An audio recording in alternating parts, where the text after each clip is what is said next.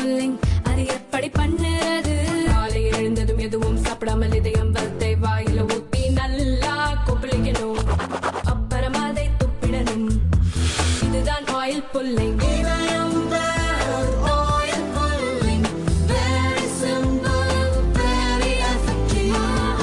ரெண்டு ஸ்பூன் போதும்.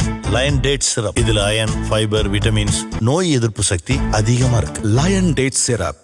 இன்றைக்கு நம்முடைய மாண்புமிகு ஒன்றியத்தினுடைய கல்வி அமைச்சர் அதற்கென்று ஒரு தனியாக ஒரு கடிதத்தை எழுதியிருக்கிறார்.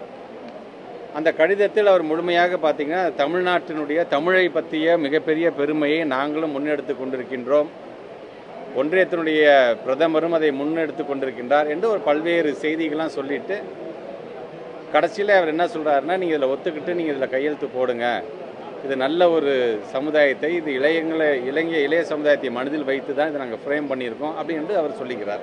ஏறத்தாழ 43 லட்சம் மாணவருடைய எதிர்காலம் அதில் அடங்கியிருக்கின்றது என்பதை மனதில் வைத்து ஒன்றிய அரசு இந்த காரணத்தெல்லாம் சொல்லி தமிழுடைய பெருமையை நீங்கள் சொல்ல வேண்டிய அவசியம் இல்லை, தமிழுடைய பெருமையை அறிந்ததுனால தான் இன்றைக்கு 8 திக்கிலும் இதுக்கான எதிர்ப்புகள் இங்கே வந்து கொண்டிருக்கின்றது.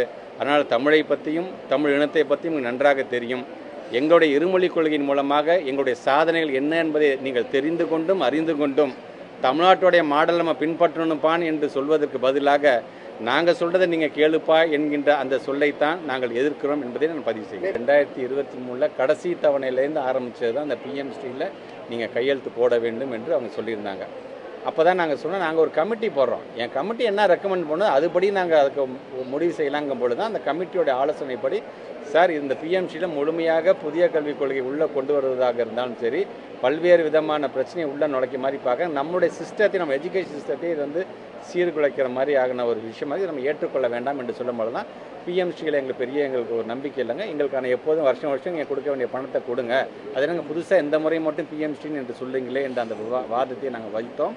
ஒரு நாடாளுமன்றத்தில் சட்டமன்றத்தில் ஒரு திட்டத்திற்கான ஒரு பில் பாஸ் பண்ணிடுச்சு அப்படின்னா அந்த பணத்தை முறையாக வழங்க வேண்டியது. ஆனால் பணத்தை ரிலீஸ் பண்ணும்போது மட்டும் தனியாக ஒருத்தரையாக கூப்பிட்டு அப்படியே இந்த பிஎம்சியை கையெழுத்து போட்டிங்கன்னா சேர்த்து அப்படியே கொடுத்துட்றோம் அப்படிங்கும் பொழுது இது பார்கெனிங் நெகோசியேஷன்லாம் கடந்து இது ஒரு பிளாக்மெயிலாகத்தான் அது பார்க்கப்படுது. அதனால தான் சொன்னேன், கையெழுத்து போடுங்க, உங்கள் பணத்தை நான் 1/2 மணி நேரத்தில் நான் தரேன் என்று சொல்வதே பிளாக்மெயில் என்று சொன்னால் அவர் என்ன சொல்வது?